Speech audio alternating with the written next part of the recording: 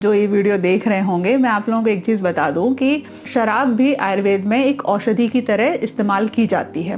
बहुत सारी आयुर्वेद की औषधियाँ होती हैं। जो आसव अरिष्ट होते हैं वो मेडिसिनल शराब ही होते हैं। मतलब क्या किया जाता है, आसव अरिष्ट का निर्माण करने के लिए बहुत सारी जो औषधियाँ होती हैं उनसे शराब बनाई जाती है। ठीक है, उसमें शराब का परसेंटेज होता है, किसी में 20%, किसी में 30%, किसी में 45%, अलग अलग कंपोजिशन होते हैं।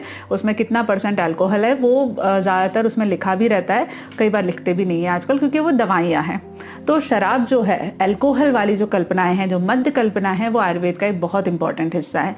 लेकिन एक लाइन आप सुन लो, आचार्य ने बहुत ही क्लियरली लिखा है शराब पीने के मामले में, युक्त्या पीतम अमृतम, यदि युक्ति पूर्वक शराब को पिया जाए, युक्त्यम पीतम अमृतम, यदि युक्ति पूर्वक शराब को पिया जाए तो ये अमृत के समान गुणकारी होती है।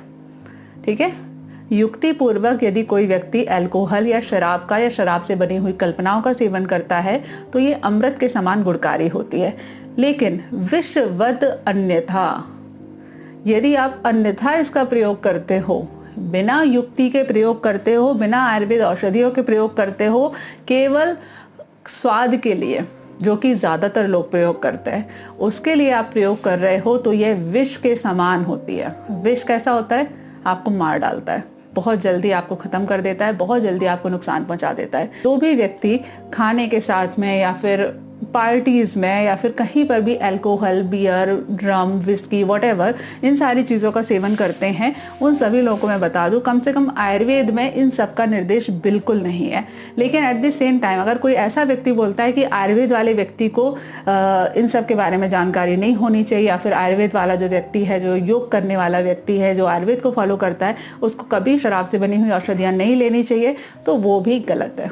कोई भी चीज़ यदि हम युक्ति से प्रयोग करते हैं तो हमारे लिए फायदेमंद होती है। ईश्वर ने इस संसार में जो कुछ भी बनाया है, हर चीज़ का यदि सही तरीके से इस्तेमाल किया जाए तो शरीर के लिए और बाकी सारी चीज़ों के लिए फ़ायदा पहुंचा सकती है। सोसाइटी के लिए, शरीर के लिए, समाज के लिए, एटमॉस्फेयर के लिए, हर चीज़ के लिए फ़ायदा पहुंचा सकती है अगर उसको सही तरीके से इस्तेमाल करें। अब शराब किसको पीना चाहिए, इस मामले में भी आचार्यों ने बहुत ही साफ लिखा हुआ है कि शराब पीने का उत्तराधिकारी केवल वही व्यक्ति हो सकता है जो कि सात्विक गुण वाला हो। सात्विक गुण वाला। शराब क्या करती है? आपका जो भी मेंटल स्टेटस होता है उसको बढ़ाने का काम करती है।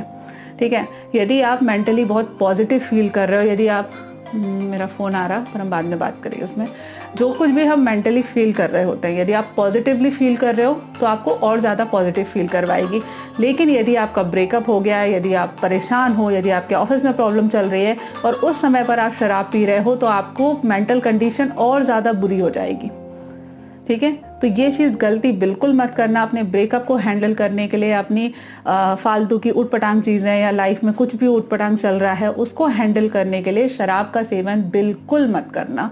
ठीक है, आयुर्वेद में बहुत ही क्लियरली लिखा गया है कि आपके मेंटल स्टेटस को खराब कर देती है।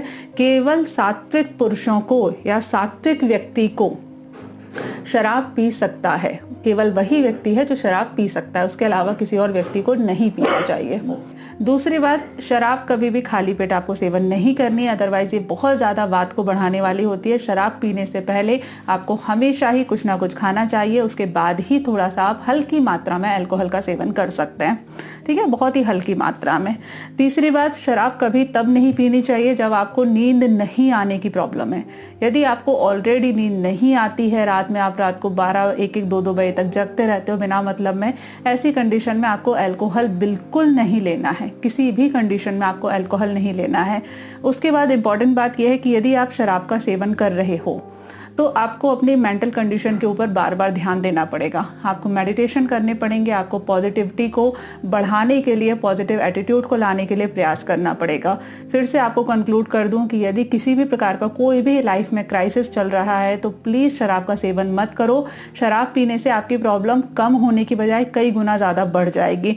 आप खुद अपने पैरों पर कुल्हाड़ी मार लोगे यदि आप ऐसी कंडीशन में शराब पी रहे हो जब आप ऑलरेडी मेंटली काफ़ी ज़्यादा वीक हो, काफ़ी ज़्यादा कमज़ोर हो और आपकी लाइफ में कुछ भी सैड वाली चीजें हो रही हैं। जब आपका मन खुश हो, जब आनंदित हो, जब आपको लगे कि लाइफ में सब कुछ बढ़िया है, आपकी अच्छी जॉब चल रही है, गर्लफ्रेंड के साथ सब कुछ बढ़िया चल रहा है, वाइफ के साथ जो कुछ भी आपकी लाइफ में है, गर्लफ्रेंड बॉयफ्रेंड या वाइफ, जो भी आपका स्टेटस है उसके अकॉर्डिंग सब कुछ बढ़िया चल रहा है, तो अपने उस हैप्पी मोमेंट को एंजॉय करने के लिए अपने लव्ड वन के साथ में थोड़ा सा अल्प मात्रा में आप शराब पी सकते हो, बहुत ही अल्प मात्रा में।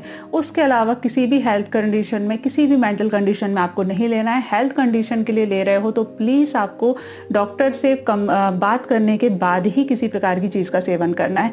जो बहुत सारे यूट्यूब में उटपटांग आते रहते हैं ना कि बियर का सेवन करने से ऐसा होता है, वाइन का इसमें सेवन करें, स्टोन में कई लोग उटपटांग बताते रहते हैं कि स्टोन निकल जाती है, पथरी के ट्रीटमेंट में फ़ायदा करती है। ये सब बकवास बातें हैं, ऐसा कुछ नहीं होता, ठीक है।